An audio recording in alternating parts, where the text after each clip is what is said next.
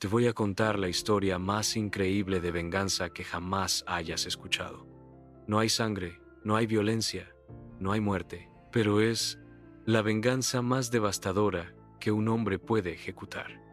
Todo comenzó cuando tres hombres poderosos mataron a la familia de Daniel Martínez. Cuando terminó, esos mismos hombres rogaban por la muerte, porque Daniel les había enseñado que hay castigos mucho peores que morir. Mi nombre es Antonio Vázquez y soy periodista de investigación. He cubierto casos de corrupción durante más de 20 años, pero ninguno como este. La historia que vas a escuchar me tomó 3 años documentar. Daniel Martínez era un arquitecto de 42 años que vivía en San Marcos, una ciudad donde todos se conocen. Tenía una vida perfecta hasta que se cruzó con las personas equivocadas. Daniel había construido su empresa de arquitectura trabajando día y noche durante 15 años. Su proyecto más famoso era el nuevo centro comercial de San Marcos. Estaba casado con Elena, una doctora de 38 años que acababa de ser promovida a jefa de pediatría. Tenían una hija de 14 años llamada Sofía, que había ganado el concurso nacional de escritura juvenil. Era esa familia que todos admiraban en la ciudad. Para entender esta historia, necesitas conocer a los tres hombres que controlaban San Marcos.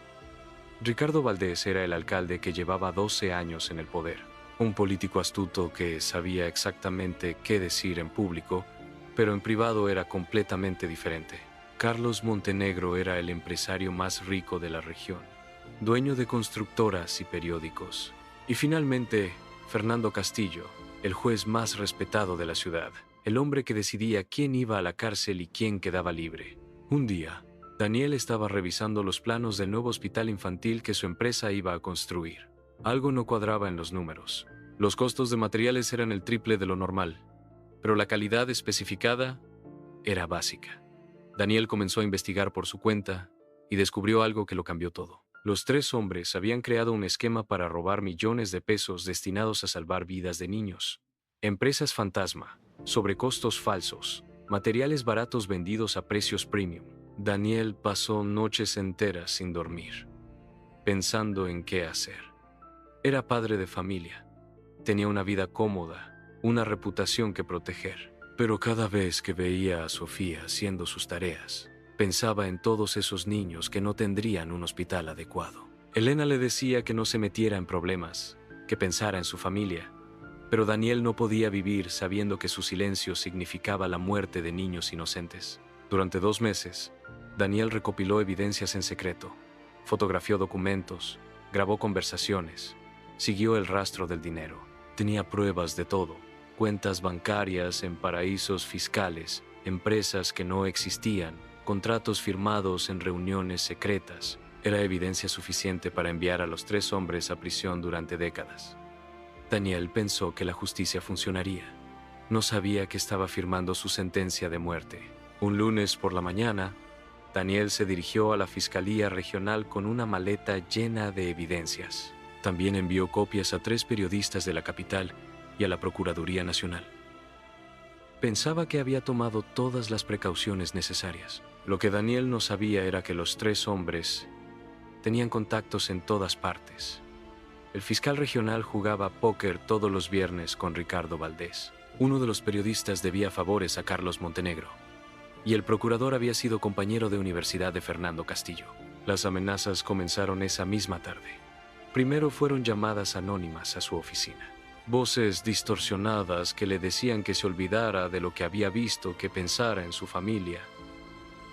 Después comenzaron a seguirlo, hombres en autos oscuros que aparecían cerca de su casa, del colegio de Sofía, del hospital donde trabajaba Elena. Elena recibió presión en el trabajo para transferir a Daniel a otra ciudad.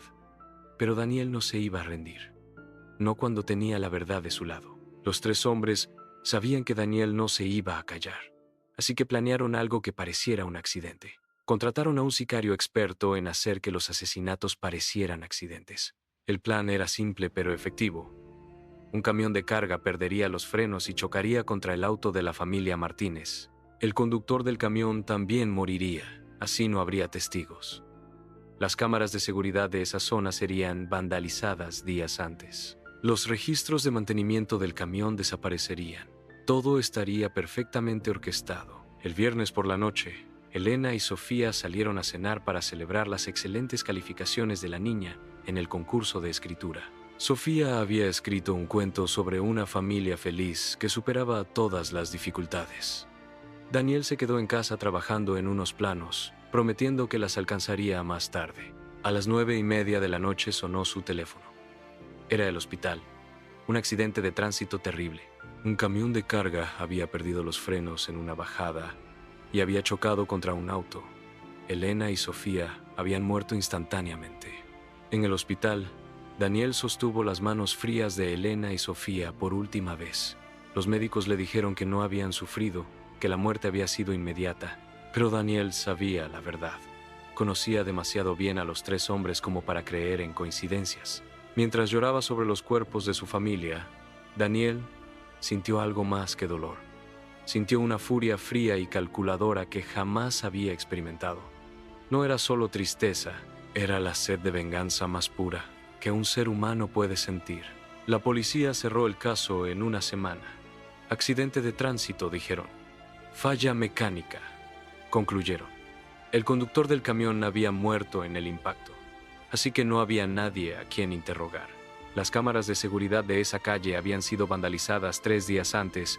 Los registros de mantenimiento del camión desaparecieron del taller mecánico. El juez Castillo archivó personalmente cualquier solicitud de investigación adicional. Todo estaba perfectamente limpio, demasiado limpio. En el funeral de Elena y Sofía, toda la ciudad se presentó a dar el pésame. Daniel observó desde el primer banco cómo los 3 asesinos de su familia llegaron a presentar sus respetos.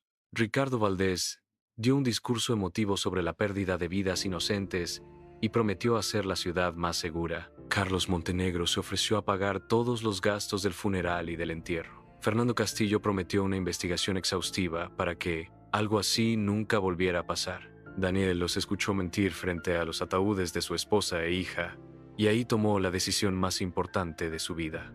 Esa misma noche, Daniel quemó todos sus documentos personales, liquidó su empresa a precio de regalo y vació todas sus cuentas bancarias. Dejó una carta de suicidio en su escritorio que decía: «No puedo vivir sin Elena y Sofía. Me voy con ellas». Después desapareció sin dejar rastro. Los periódicos reportaron que el arquitecto Daniel Martínez, devastado por la pérdida de su familia, se había quitado la vida. Buscaron su cuerpo en ríos y barrancos, pero nunca lo encontraron. Porque Daniel Martínez había dejado de existir. El hombre que había sido Daniel Martínez se fue a la capital del país. Durante el primer año de su nueva vida, cambió completamente su apariencia física. Se dejó crecer el cabello y se lo tiñó de negro. Se dejó barba. Adelgazó 15 kilos.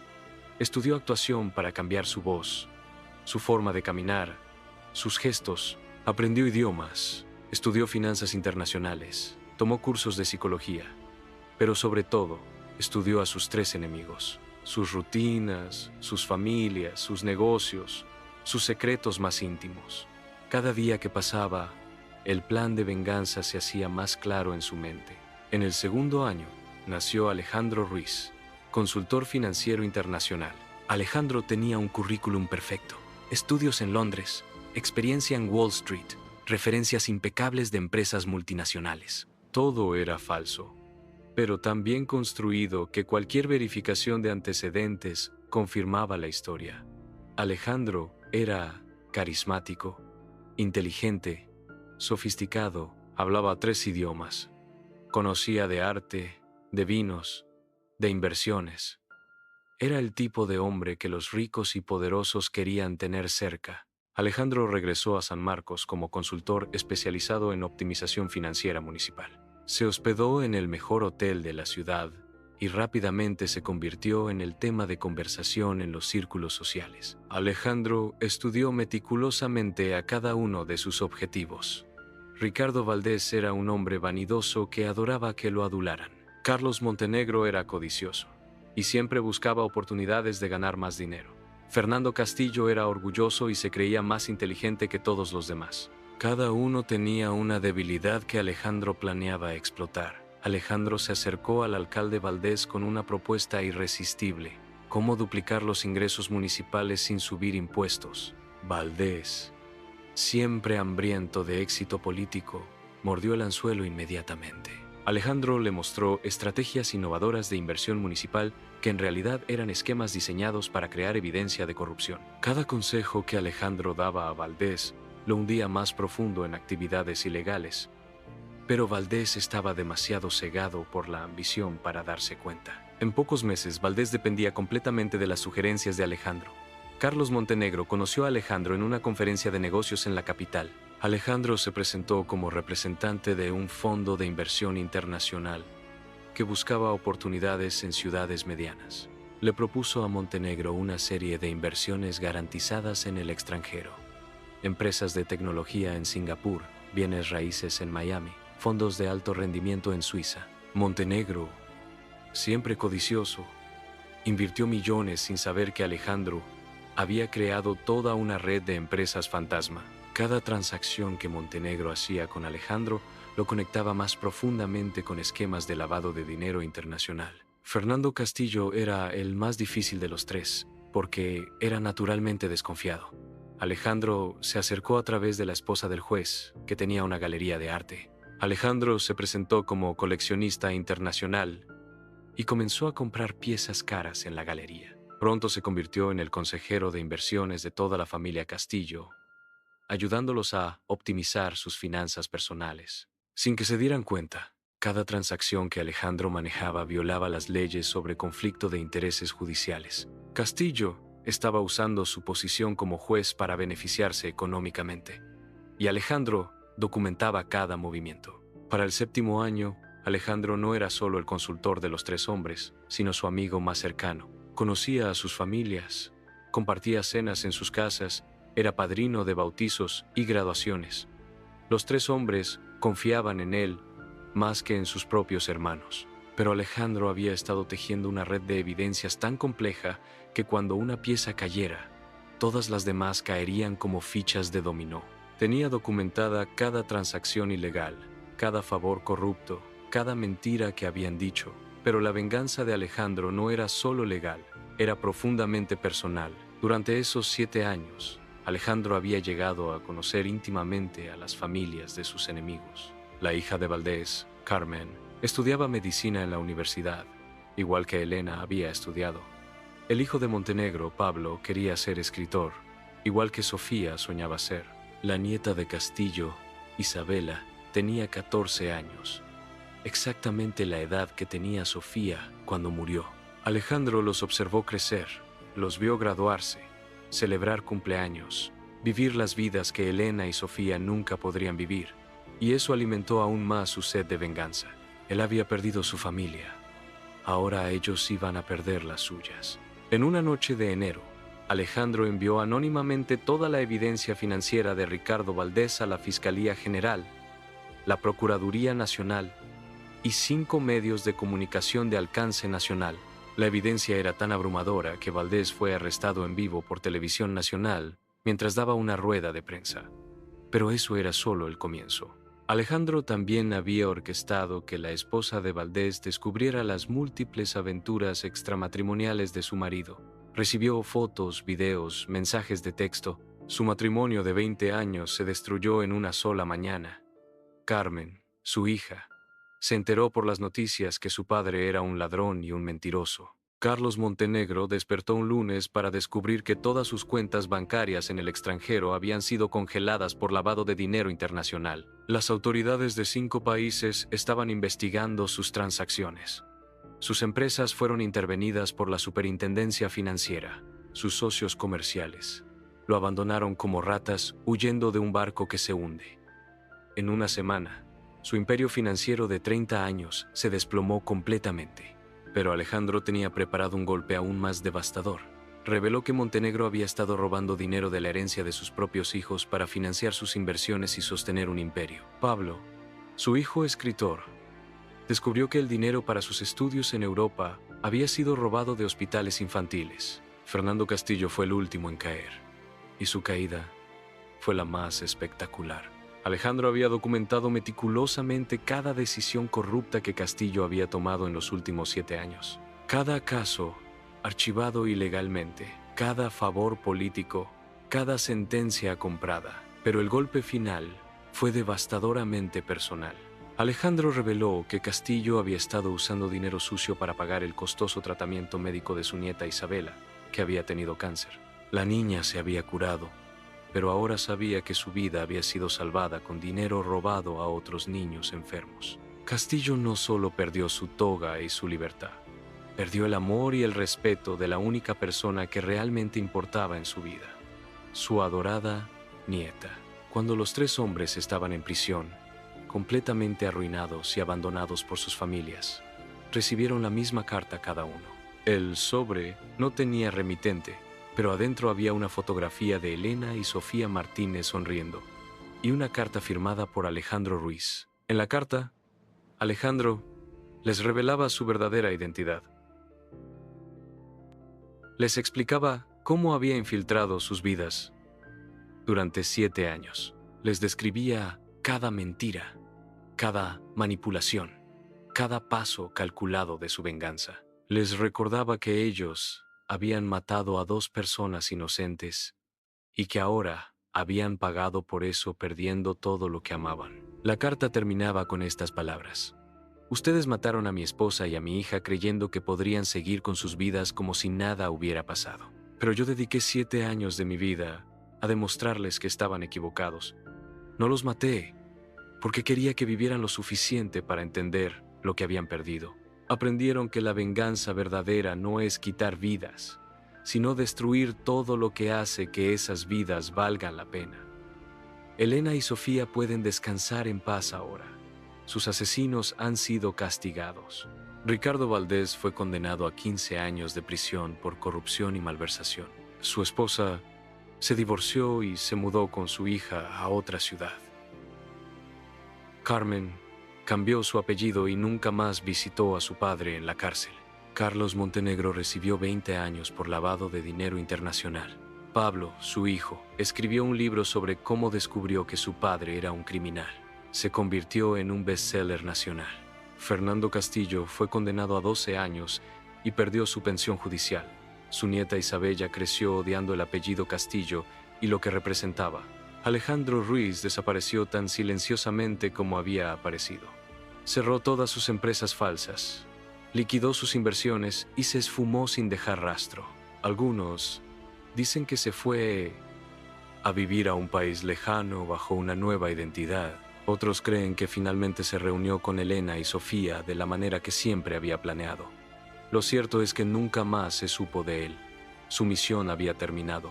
Su venganza había sido perfecta. Como periodista que investigó esta historia durante 3 años, puedo decirles que nunca había visto una venganza tan calculada y devastadora. Daniel Martínez había logrado algo que el sistema judicial no pudo hacer: castigar a los culpables de una manera que realmente los hiciera sufrir. No los mató, pero destruyó todo lo que valoraban: sus familias, sus fortunas, sus reputaciones, su libertad.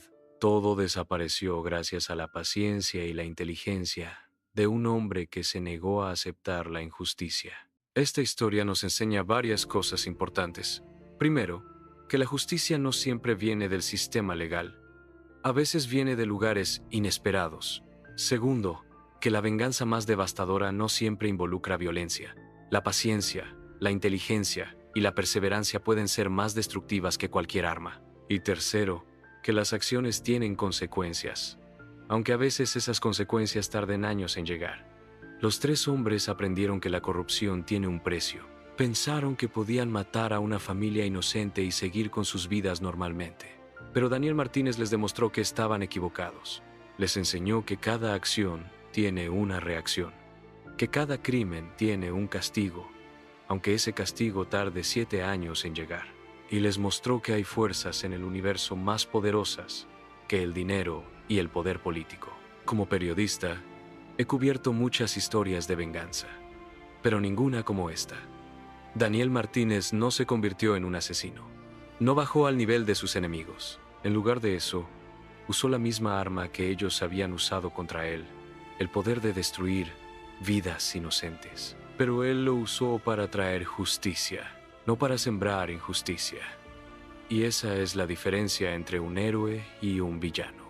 Si alguna vez te encuentras en una situación donde el sistema falla, donde los poderosos escapan de la justicia, recuerda la historia de Daniel Martínez. No estoy diciendo que busques venganza. Estoy diciendo que nunca subestimes el poder de la paciencia, la perseverancia y la inteligencia. A veces, la justicia llega de formas que nunca imaginamos. Y cuando llega, puede ser más devastadora que cualquier castigo que un tribunal pueda imponer. Esta es la historia de cómo un hombre perdió todo lo que amaba y decidió que sus enemigos también lo perderían. No hay héroes perfectos en esta historia, solo seres humanos enfrentando decisiones imposibles. Pero hay una lección clara. La justicia puede tardar, pero tarde o temprano siempre llega. Y cuando llega, puede ser más poderosa de lo que jamás imaginaste.